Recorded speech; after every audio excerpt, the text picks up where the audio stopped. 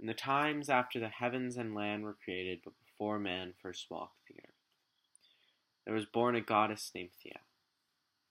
All the gods despised Thea except for the sun god Rigel, and so Thea grew up, lonely, unable to remain in one place for too long for fear of the other gods.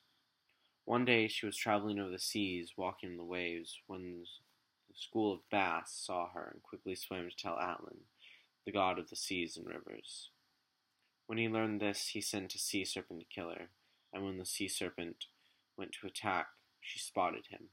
Having a fear of all serpents, she crushed its head and dropped its corpse back into the water.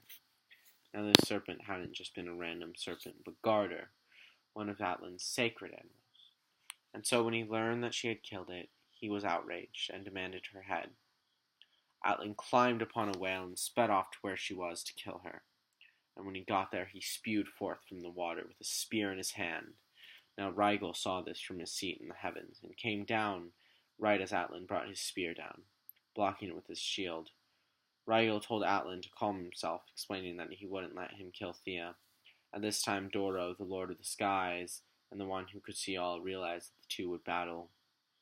Seeing that a battle between two gods as powerful as them could leave the world in chaos, he appeared before them and suggested a trial where all the gods would decide Thea's fate.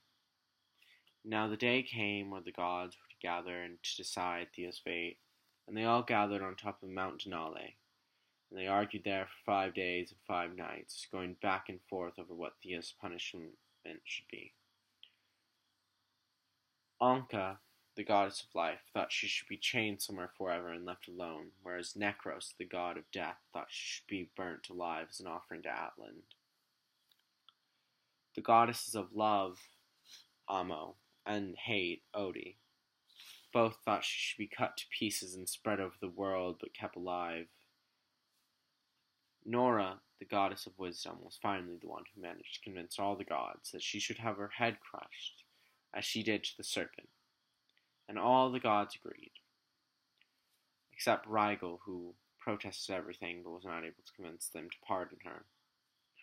So Atlan grabbed her face and squeezed her head until she died. After this, Rigel fell into a deep sadness and left the sky, causing the world to grow cold and crops to wither and die. The other gods, seeing that they had made a mistake, went to try and console Rigel, but he just wept for Thea.